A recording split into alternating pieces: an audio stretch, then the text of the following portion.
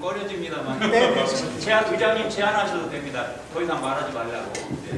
네, 침묵이 잠깐 흘러서 우선 저는 그 촛불 아까 가칭 시민헌장 이게 감동이 돼서 왔습니다. 이게 이제 직접 민주주의를 구현하는, 그러니까 제가 정의하는, 우선 이름을 먼저 정해야 되었으면 좋겠다. 저는 무슨 생각, 이미 나왔습니다.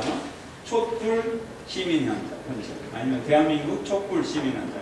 여기서 장명을 좀 했으면 좋겠고요. 그 다음에 이게 이 촛불 시민현장이 대한민국의 최소한 목표 인원을 가지고 2천만 명. 아까 이제 이미 왕정 시대를 무너뜨리고 주권 재밌는 거 대의민주주의를 가서 직접 민주주의를 갔는데요. 아시는 것처럼 블록체인이라고 하는 직접 민주주의를 가능하게 하는 것들이 이미 국내 연구 이렇게 업체도 있고요. 그래서 전 세계적으로, 전 지구적으로 직접 민주주의가 가능한 시기에 왔습니다. 아시겠습니다. 그래서 오래전에 이 IT 혁명을 얘기할 때 직접 민주주의 시대가 올 거다라고 얘기했는데 대한민국에서 지금 구현되고 있는 것이죠. 우리가 그 선봉에 서고 있고요. 그래서 최대한 예를 들면 저는 제 페이스북 친구가 860명인데요. 왜 페이스북을 시작했냐면 세월호를 보고 제가 도저히 여기서 눈을 감을 수가 없겠더라고요. 아마 마음이 비슷하실 겁니다. 이 꼴 보자고 43년 동안 자신의 행복 아니고 우리나라 조국 이렇게 생각을 했는데 그 꼴을 보고는 도저히 안 되겠다 싶어서 왔어요. 그렇게 이대로 눈을 감을 수는 없어서. 그래서 제가 말씀드리고 싶은 건 저는 거기 1000명은 저기 받아낼 수 있습니다. 해시태그 아마 저기 젊은이들은 다 알 거예요. 그래서 아마 적어도 최소 500만 명 이상의 가능한 아마 다 아실 거예요. 그래서 저도 1000명은 받을 수 있습니다. 그래서 여기서 200명이 곱하기 1000 하면 아마 2000만 명도 받아낼 거고요. 아마 지구 역사상 이런 유례는 없을 것입니다. 무혈 시민혁명, 시민 명예혁명. 그래서 최대로 우리가 5천만 명을 목표로 가능하다라는 말씀을 드리고 싶습니다. 네. 다 잘 아시는 데 있지만 프랑스 혁명은 프랑스 인권 선언을 나왔고 우리 3.1운동은 대한민국 임시민 현장을 나왔습니다. 그런 심정으로 우리 정말 세계사적으로 자랑스러운 촛불 시민혁명의 정신을 그 정수를 담는 촛불 시민 헌장을 제정하자고 하는 것이고요. 저희 이제 아까 뽑힌 일꾼들이 잘 준비해서 정말 폭발적인 운동이 돼서 많은 사람들이 참여하고 그렇게 해서 역사적인 성과를 만들었으면 좋겠다는 말씀을 드리고 이 운동의 추진과 관련해서 아이디어를 제시할 분이나 아니면 그것도 하지만 이런 것도 해봤으면 좋겠다 하는 아이디어가 있으면 자유롭게 맞추셔야 되겠습니까? 마이크 켰고요. 목소리가 들어가겠습니다. 방송을 하기 때문에 방송용하고 제가 아까 말씀하셨던 페이스북을 좀 하고 있습니다. 시민주권에도 알려드린 게 또 일반 뉴스보다는 인터넷 신문하고 페이스북에서 알게 됐습니다. 그런데 그 시민주권에가 일반 페이스북으로 되어 있습니다. 그래서 제가 보기에는 여기 계신 분들을 중심으로 했고 그룹을 만들어갖고 내부적으로 토론하고 정확히 이슈가 되고 앙컬이 되면서 그걸 토론하겠지만 이거를 외부에 알리겠다 그러면은 해시태그를 꼭 가져가면 됩니다.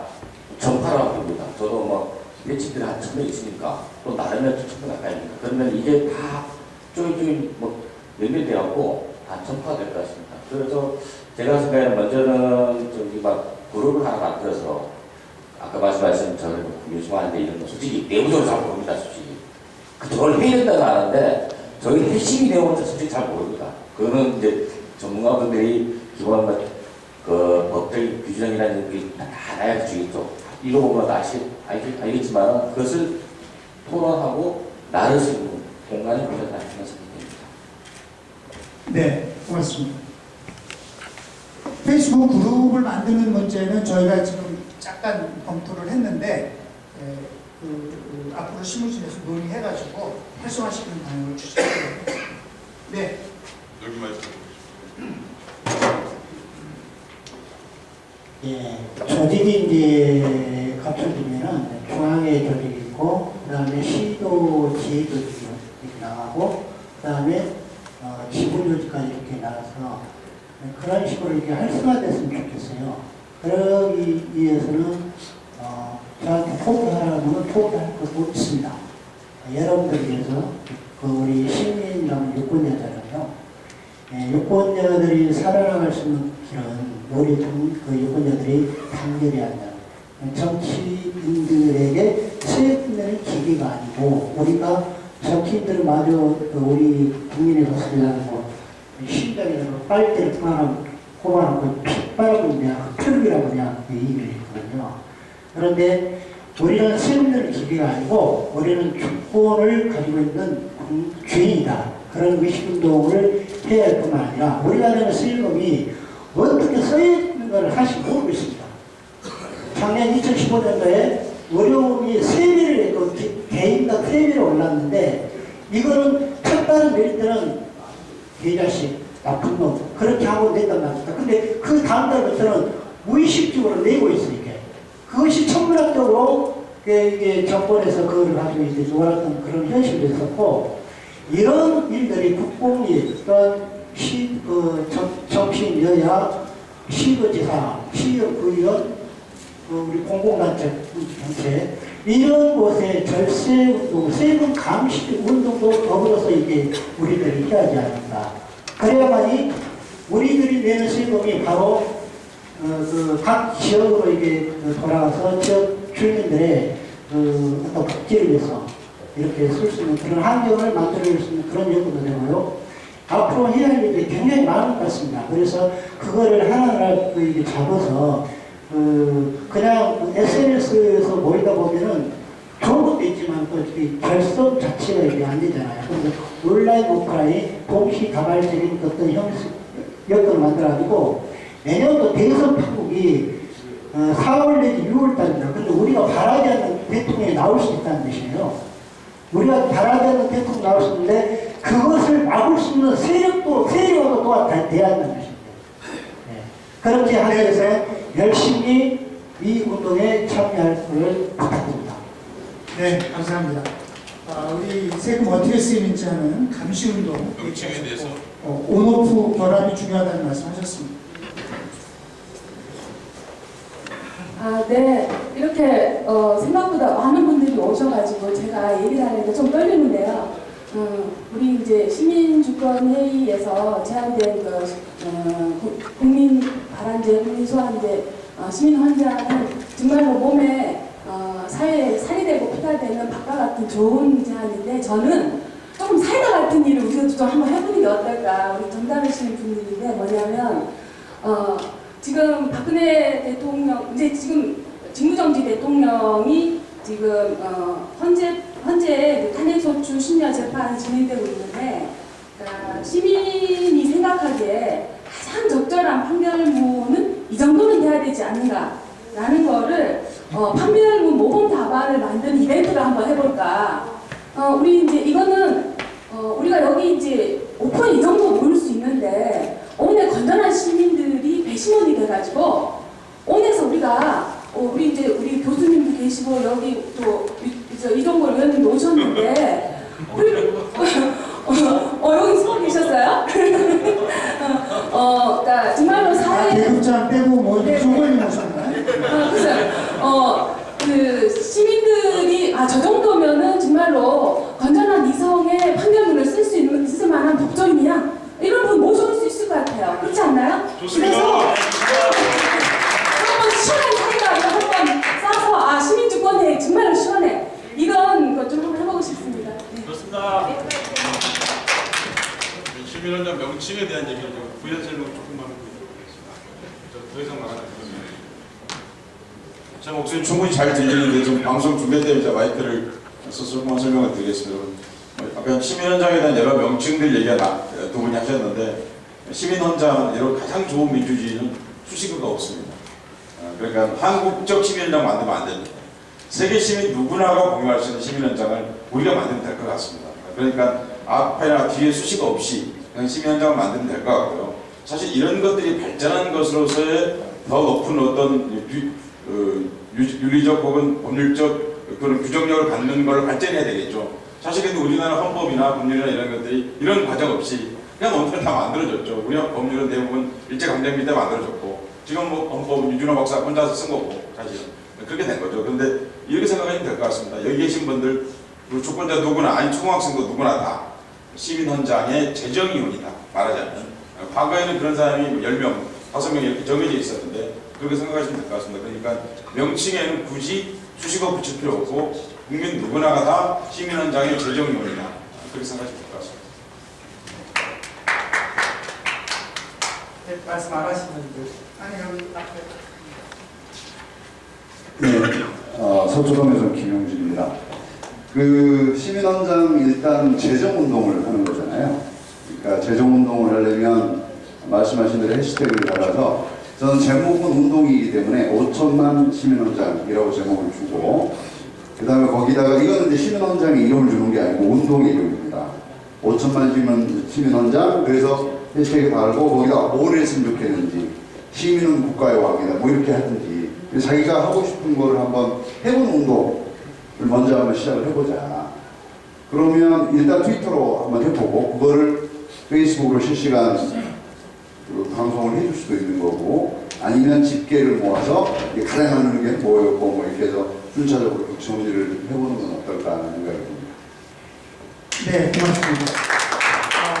기본적으로는요, 제가 알고 있기로는 이제 그 페이스북은 그 회사에서 자기들은 정보를 마음대로 빼보는데 우리한테 정보를 가져갈 수 없도록 보호를 해놔서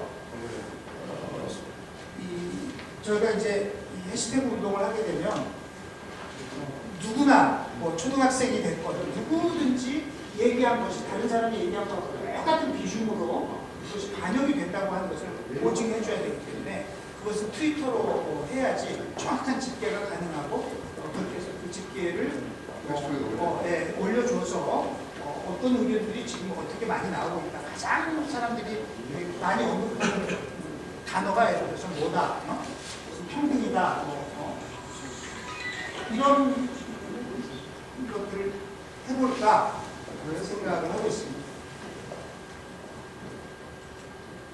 지금 좀 전에 우리 온에서 온라인으로 해서 시민들이 주체가 돼가지고 최고의 어떤 그 현재 판결문을 만드는 그런 작업을 해보자 했는데 많은 분들이 참 좋은 아이디어라고 생각을 하시는 건데 두 번째로 하는 거 우선 시민헌장 예. 시민헌장 하고 그것을 불을 잘 붙이고 그런 다음에 또 다른 의견 있으시면 네. 이거는 다른 의견은 아니고 다른 의견은 아니고 연장선상인데 지금 첫 번째, 두 번째 있었잖아요. 세 번째가 생각이 나는데 시민헌장의 그 정신을 기반으로 저는 정치학교가 하나 있었으면 좋겠어요.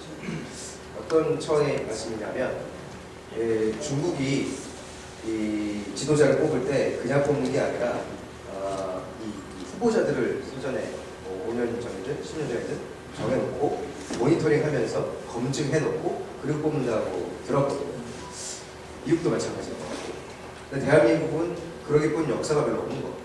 그래서 젊은 저는 사실 그런 멸망이 좀 있었습니다. 정치는 제 개인적인 어떤 소견인지 모르겠습니다. 여러 가지 기능들을 수행을 해야 되는데 이 기능들을 수행하는 사람이 꼭 잘난 사람이고 똑똑한 사람이고 그게 아니라 정치가 필요한 사람이 정치를 하는 게 정치라고 하거든요. 정치가 필요한 사람이 실력을 쌓고 그 실력을 검증하고 그래서 정말 국민들을 위해 희생하고 헌신하고 봉사할 만한 준비가 되었다고 판단되는 그 순간에 국민들로부터 선택을 받았을 때 그 정치가 오염되지 않을 거라고 생각하거든요. 그래서 실력을 쌓는 것이 굉장히 중요하고 그 실력의 원천 소스가 지금 우리가 이렇게 마음을 모았던 그런 시민헌장의 정신을 계승해서 그것이 학교로 이어질 수 있었으면 어떨까 그런 생각입니다. 네. 그것이 세 번째 과제일지 모르겠고 그러면 약간의 장기 과제일 것 같습니다. 정치학교. 또 다른 의견 있으면 말씀해 주십시오. 다른 의견은 아닙니다. 위대한 국민들이 시민들이 우리나라 민주주의에 대해서 정확한 의사표시를 해가지고 박근혜 퇴진을 수동시키고 있고 또 진행이 되고 있습니다. 그것이 잘 되리라고 보지만 그러나 끝까지 그래서 저항하는 세력들이 있기 때문에 우리가 감시를 소홀히 해야 하지 않을 것을 봅니다. 시민 주권이라는 이 주권의 의미가 어딘지는 모르겠습니다. 참정권적인 의미에서 선출이라는 그런 부분도 있을 것도 되고 또 생존권이라든지 실제로 정치적 격변 때마다 그 주체는 바뀌었지만 민중들의 삶이나 그런 부분이 개선되지 않았고 그런 부분은 여러 가지가 있지만 시민들이 스스로를 조직하고 확산시키는 그렇지 못한 요인이 있었다고 합니다. 이번에는 조금 다르고 한국 사회가 근본적으로 바뀔 수 있는 중요한 기회라고 생각하고요. 그래서 그런 것뿐만이 아니고 아까 시민 헌장 속에 생존권이라든지 지금 현재 뭐 기본소득 문제도 있고 민중의 어떤 생존이 거의 절박한 것에 모인 경제적으로 설명은 한참 복잡하기 때문에 설명은 안 하겠습니다만 왜냐하면 먹고 살기 힘든 사람들은 솔직히 얘기해요. 자기 먹고 살기 힘들기 때문에 자기 정치적 권리나 사회활동에 대해서 생각은 있어 하지 못하는 경우가 많거든요. 그런 부분을 해결하지 않으면 문제가 되기 때문에 그런 것까지 포함해가지고 아까 교육도 말씀하셨고 또 장기적으로는 우리가 정치권 훌륭한 지도자를 지원하고 뽑아야 하지만 또 견제도 해야 되고 또 새로운 세력을 길러가지고 동북아 시대가 얼마나 지금 경랑을 갖고 있습니까? 이런 한일 뭐 군사 보호 협정을 그렇게 막 해가고 사실은 먹고 살기 힘든 백성들 민초들은 그걸 몰라서가 아니라 알면서도 못하는 경우가 많거든요. 그런 까지 해서 장기적으로 좀 대비를 하고 정부를 참여시키는 그런 방법으로 해갔으면 합니다. 그런 방법이 있다고 봅니다. 감사합니다. 네, 감사합니다. 방금 말씀을 하셨는데 어쩌면은 예를 들어서 우리가 제정하는 시민헌장이 세계 역사상 최초로 기본소득을 기본적인 인권으로서 선언하는 그런 선언문이 될 수도 있다고 생각합니다. 이제 국민들이 참여해서 어떻게 하는지 봐야 되겠지만요.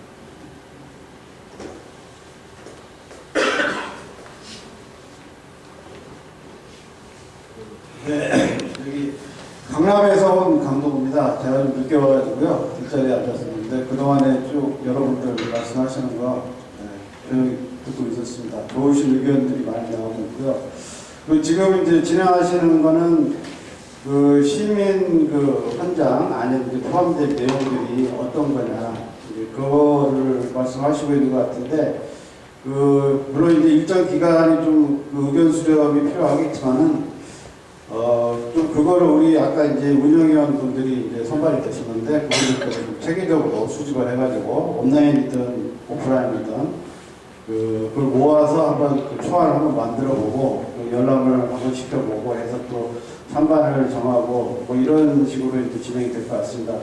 그와 관련해서 제가 이제 딱 두 가지만 말씀을 드리겠습니다. 저는 최근에 나름대로 이제 정치에 관심을 가지고 선거에도 덜어 이제 뛰어보기도 하고 했었는데 지금 우리나라 정치의 이제 여러 모순점 중에 하나라면은 물론 이제 정당 간의 정파 간의 여러 알력도 있고 갈등도 있고 또 지나치게 어떤 지정 논리에 치우쳐가지고 상대방 의견을 들으려고 하지 않는다거나 이런 문제도 있지만 특별히 더 문제가 되는 거는 지금 어느 일정한 계층이 너무 과잉되어 있는 거 아닌가 이런 생각을 합니다. 예컨대 지금 우리 지금 여러 가지 현안들 때문에 묻혀있지만 우리 국회의원들 지금 20대 얼마 전에 뽑았습니다만은 그분들도 어떤 출신 계층이나 이런 출신 직업이나 이런 기준으로 해서 이렇게 분배를 해보면은 아마 19대 때도 그랬으니까 아마 거의 제 생각으로는 한 40% 가까이 되지 않나 이런 생각이 듭니다. 예컨대 변호사나 지금 이 자리에 변호사 출신 분도 계시고 법조인 출신도 계시겠는데 이 변호사나 법조인, 판검사 물론 이제 그분들이 사회적인 이제 어떤 유력한 위치에 있어서 영향력이 행사하고 있기 때문에 그렇긴 한데 그분들이 지금 우리 20대 국회도 거의 한 40% 가까이 차지하고 있다고 생각을 하고 있습니다. 그런 면에서 보면은 그런데 우리 지금 시민들이라고 하는 거는 변호사나 법조인들이 다수를 차지하는 게 아니거든요. 실제로 일반 평범한 서민들, 자영업 하시는 분들, 그리고 직장인들, 그 다음에 정규직도 좋지만 정규직은 어떤 노조를 통해서 어느 정도 이제 대변이 돼 있다고 볼 수 있고요. 그래도 비정규직 출신 분들, 그리고 우리 젊은 이제 청년층에는 뭐 아르바이트 이런 분들 많이 계시고 하는데 그런 분들이 골고루 앞으로 이제 개헌이나 기타 절차를 통해서 이제 법 개정이 되면은 그런 우리 국민, 우리 시민의 어떤 다수를 차지하는 사람들이 골고루 국회에 의사 반영을 할 수 있도록 그런 어떤 선거 제도를 법제화하는 거 이것도 필요하지 않나 이렇게 생각을 하고요. 한 가지만 더 말씀드리면은 아까 이제 시민헌장이라고 이렇게 단순히 앞뒤 수식어 빼고 가는 것이 좋겠다 하는 의견이 많으셨는데 저는 지금 여기 시민주권회의, 주권이라는 이 글자가 아주 마음에 들어서 사실은 오늘 참석을 했는데요. 이 주권이라는 걸 좀 살려서 시민주권헌장 이렇게 가는 것도 좋지 않을까 싶습니다. 왜냐하면 이제 이름자도 이제 외자인 분도 계시고 두자인 분도 계신데 뭐 설명할 수 있는 부분을 최소한도로 좀 반영하는 것도 좋지 않을까 이렇게 생각합니다. 감사합니다.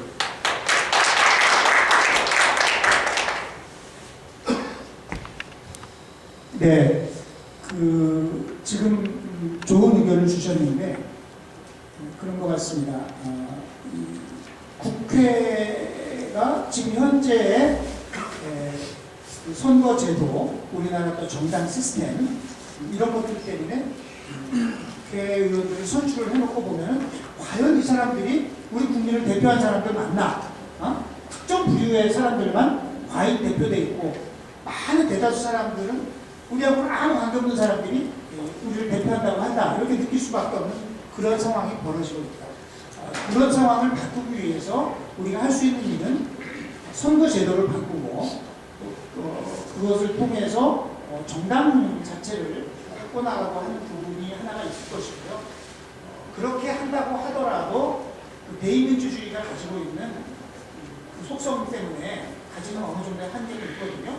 그래서 그런 부분도 직접민주주의가 보완하려고 하는. 그래서 직접민주주의적인 시민의회 같은 것을 구성할 때는 예를 들어서 그냥 추천 방식으로 하면은 그게 특정 계층이 과잉되고 이런 일은 안 생기는 거거든요. 아니면은 아예 지역별로, 계층별로, 연령별로 이렇게 할당을 해서 그렇게 뽑을 수도 있고 그런 것들이 선진국에서 다 지금 실험을 하고 성공적으로 운영도 하고 그런 것이기 때문에 이제 그런 게 직접민주주의 정신이라는 말씀 제가 드리고 싶고 지금 시민헌장의 명칭에 관해서 좀 몇 가지 다른 의견들이 나오기 때문에 그것도 그냥 뭐 의견 있으신 분들 더 자유롭게 얘기해 주시고요. 사실은 어떤 공식적인 의견 수정을 통해서 가장 투명하고 합리적인 절차에 의해서 결정을 하는 게 좋겠다. 그렇게 생각합니다. 그런 방식으로 하겠습니다.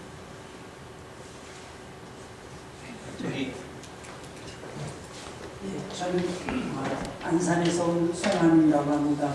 교육시민단체에서 학부모신문 만들고 있습니다.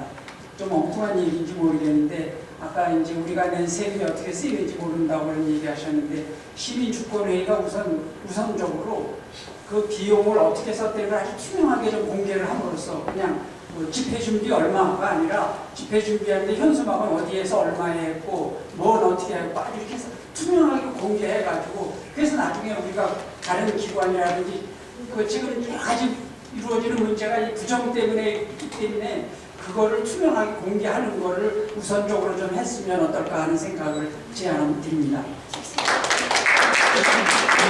아주 좋은 말씀입니다. 그래서 제가 모든 것을 투명하게 하기 위해서 그것을 정확하게 다 공개를 하겠고요. 오늘 이 회의 자체를 이렇게 생중계하는 것도 이것은 누구든지 이 과정을 정확하게 보고 할 수 있도록 그렇게 하겠습니다.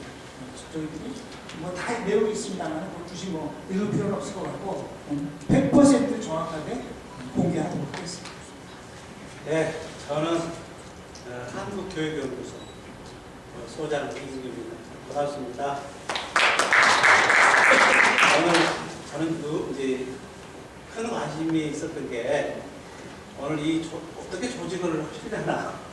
그래서 좀 아까 지켜봤고요. 일단은 이 시민회의 자체가 주권회의 자체가 이 안에가 이제 직접 민주주의 방식이 이제 어떻게 녹아드나 좀 매일 보고 있었습니다. 다만 이제 여기도 좀 정관 뭐 이렇게 좀 누가 위반해가지고 그것을 여기 전체에다가 심의하는 절차가 꼭 필요할 것 같은데 이것을 미리 좀 준비해서 뭐 어땠나 이런 좀 생각을 했었고요. 두 번째는 제가 지금 어떤 거 하시냐면 저는 교육 쪽이잖아요. 우리 이제 교육 쪽에 교육 자치를 좀 하고 있단 말입니다. 그런데 사실은 이제 교육 자치 부분에 있어서 아까 과잉대표 현상이 굉장히 심합니다. 더군다나 이제 우리 학부모들이나 일반 시민들의 참여는 이 교육부로 굉장히 지금 빠져 있잖아요. 그래서 참 이 교육 자치에서 직접 민주주의가 어떻게 실현돼야 되나, 또 지방자치에서 어떻게 실현돼야 되나, 저는 오히려 또 아까 우리 국가 전체에 지금 우리 헌법 얘기들이 주로 지금 많이 녹아있는 것 같은데 실제로서 이제 생활자치, 또 우리 교육자치에서 어떻게 실현해야 이 관심이 굉장히 높았어요. 이 부분은 또 하나의 과제거든요. 이런 점에서 이제 논의를 하실 때에 국가 전체 운영을 말고 지방자치에서 논의를 조금 일괄화해서 다뤄주셨으면 좋겠다. 그것이 시민 현장에 좀 녹아들어야 사람들이 좀 설득력이 있지 않을까 이런 생각을 했어요. 뭐 굳이 또 이제 아까 지방자치나 교육자치 말고도 더 영역을 확장해서 여러 또 분야에 있어서 아마 자치가 더 강화될 것, 대학도 마찬가지로 이런 생활 부분에 있어서 생활자치에 있어서 이런 직접 민주주의를 어떻게 실현해야 될 건가 이 부분으로 우리 논의를 좀 확장을 좀 해주셨으면 좋겠다. 이 말씀을 드립니다. 이상입니다. 네, 감사합니다. 예, 제가 한 말씀 올리겠습니다. 우리가 이 대의민주제 중심으로 지금 현재 되어 있잖아요. 근데 이제 직접 민주주의, 즉 시민주권주의로 가자 이렇게 하는데 이것이 우리 헌법이 전부 복수 정당제는 뭐 보장된다든지 이 대의민주주의 중심으로 되어 있잖아요. 그래서 우리가 인권을 중심으로 할 건지 우리 생명권을 중심으로 할 건지 사회권을 중심으로 할 건지 그 헌법으로 배치되지 않는 법에 대해서 해야 될 텐데 가장 중요한 것이 지금 대의민주제로 되어 있으니까 직접 민주제로 가자고 하면 그 부분을 현장에다가 써서 그것이 나중에 그 가장 근본 규범이 돼가지고 그 헌장에 살아날 수 있도록 그렇게 해주셔야 될 것 같습니다. 그러니까 뭘 중심으로 쓸 거냐. 지금 여기 아까 일꾼으로 되신 분들 가장 핵심적인 그런 문제를 잘 파악하셔서 하셔야 될 것 같습니다. 네, 감사합니다. 한번 주셔주시고요. 네. 제가 두 번이나 말을 하게 됐는데 많은 의견들을 듣다 보니까 우리가 이런 일들을 할 때 어떤 때는 이제 그 소셜 펀딩이라든가 우리가 이제 제안을 우리도 뭐 감동을 받지만 이거를 공개를 시켜가지고 그런 걸 하지만 많은 일들을 할 때는 항상 돈이 필요하잖아요. 그러니까 자발적인 노력도 필요하지만 그런 부분에 있어서 다양한 방법에 뭐 필요할 때는 펀딩도 하고 하지만 일단 참여하시는 분들의 그랬던 이제 마음의 기부만큼이나 물질적인 여러 기부도 필요한 거 아닌가 저는 좀 그런 생각이 들고요.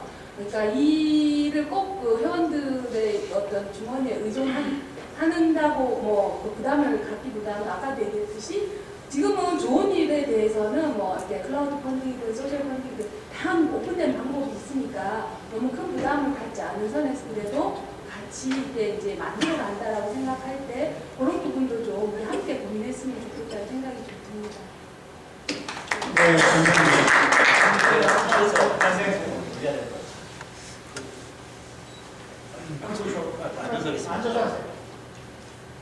제가 최근 그 가입한 시민단체가 두 번 있습니다. 민주언론 시민연합하고 문화연대인데요. 거기 그 과정을 보시면 여기 쉽게 좀 해결책이 풀지 않겠죠. 어차피 돈도 필요하고 그 활동을 작동에 정말 전문에 시달리는데 안타까웠습니다. 그런데 이제 여기 학회에서 나와가지고 모금 활동이 잘 있는데 깜짝 놀랄 만합니다. 1000명에서 7000명이 지금 됐다고 해요. 굉장한 성과라고 그래서 유아현장은 전혀 활동을 안 합니다. 1000명 부족합니다. 그래서 조금만 여기서 시작은 이렇게 100명 정도지만 조금만 좀 이렇게 널리 공유하고 알리면 굉장히 큰 힘이 사실 될 수 있어요. 그래서 그게 어렵다는 생각은 좀 버리시고 그래서 제가 제안드리고 싶은 거는요. 예를 들어서 당을 생각하면 당원이 있고 권리당원이 있고 일반 당원, 후원당원이 있고 그렇지 않습니까? 여기서 마찬가지로 회원하고 그 다음에 그 회원 중에 또 후원에만 참석하는 회원은 아니더라도 이런 사람들이 있고 둘 다 가질 수 있는 사람이 있을 수도 있고 해가지고 이런 것들을 이제 각자 세 가지 분류 나눠가지고 각 연령에서 한 분씩이 한 10명, 10명을 공유하면 금방 되는 걸로 봤거든요, 실제로. 그래서 이런 세 가지 형태로 나눠서 지금 해주셨으면 좋겠습니다. 감사합니다. 네, 제가 한번 말씀 더 듣겠습니다. 발언자 평균 연령을 낮춰주시면 고마워합니다. 저는 의정부에서 온 오센이라고 하고요. 지금 주제가 시민 헌장에 대해서 많은 아니고 자유롭게. 네, 저는 시민 헌장에 대해서 이제 어떻게 만들 것인가 그리고 어떤 내용을 담을 것인가를 좀 구체적으로 나누는 시간이 되면 좋겠고요. 특별히 시민 헌장을 만드는 이유는 우리 국민들이 모인 이유가 결국엔 국민들에게 무엇을 돌려줄 것인가, 어떤 혜택과 이익을 줄 것인가 하는 것 하나로 모인 것이라고 저는 생각합니다. 그래서 그 내용에는 어떤 것을 돌려줄지, 국민들에게 어떤 이익이 돌려줄지를 좀 더 구체적인 것을 담을 수 있는 그런 안들을 논의해 나가는 게 좀 생산적인 그런 시간이 되지 않을까 싶고요. 네, 이상입니다. 네. 얼마 전에 우리 여성 선생님께서 해비 제공 문제 얘기하시는데 하루에 좀 피하는 건 저희 단체가 공익법이 있네요. 국가의 공익법으로 기본단체에 등록되어 있습니다. 그래서 수억이 대한민국에 있는 재산 다 갖고 와서 써서 잘합니다. 그리고 투명하게 독서책이나 보고만 해주면 됩니다. 이거를 통해서 또 우리가 활성화하는데 대립들이 됐으면 더 좋겠고, 첫째는 부담이 없는 그런 곳에서 회원들도 많이 이렇게 모일 수 있고, 또 우리들이 열심히 해나가는 그런 모습을 보고, 기업이 또 이게 저희 우리 시민 유권자들한테 이런 어떤 좋은 일을 하고 있는 단체한테 또 기부를 해줍니다.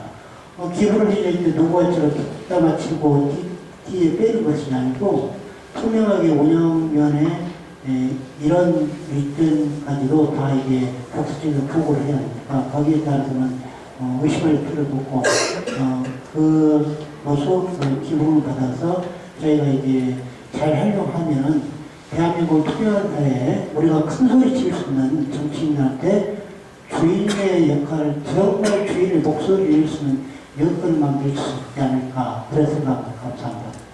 네, 고맙습니다. 그 구체적인 방안에 대해서는 아마 아까 서출한 산림꾼들이 좀 더 논의를 해서 결정을 하고 나가는 것이 좋을 것 같고요. 지금 말씀하신 것 중에서 정관을 좀 미리 준비를 하지 그랬느냐 하는 부분은 모임의 어떤 효율적으로 조직화하고 하기 위해서는 지당하신 말씀입니다. 저희가 이제 한 번도 해보지 않은 민주주의, 직접 민주주의를 하는 마당에 어디까지 우리가 준비를 할 것인가에 관해서 사실은 고민이 있습니다. 준비를 하나도 하지 않고 모이자 해가지고 모여지는 것도 아니고 하는 거기 때문에 준비가 어느 정도는 필요한데 또 너무 많은 것을 준비해 놔버리면 준비한 사람의 의도대로 갈 수밖에 없는 그런 부분이 있기 때문에 그것을 최대한 안 하고 이렇게 약간은 좀 부정형한 그런 논의 과정을 통해서 어쨌든 저희가 이 현장에서 당신들이 좀 나서서 당분간 임시로 일을 더 하시오라고 하는 사람들이 뽑혔기 때문에 거기서 이제 그런 제안하신 분들을 좀 논의해서 하는 말씀 드리겠고요. 시민 헌장의 명칭에 관해서 말씀드렸고 의견 있으시면 더 여쭤보시고 시민 헌장에 담은 내용도 지금 무엇보다도 거기에는 우리의 기본 정신인 직접 민주주의를 반영을 해야 된다. 여러 가지 말씀들이 있었는데 그것도 여기서 제대로 말씀하시되 한 가지 이것은 이 자리에 모인 사람 혹은 앞으로 시민주권회의에 같이 하는 사람들만이 정할 것은 아닙니다.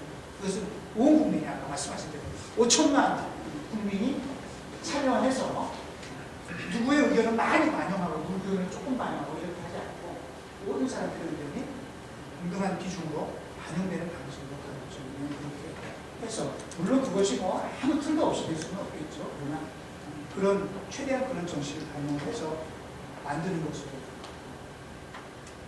했으면 좋겠다는 말씀.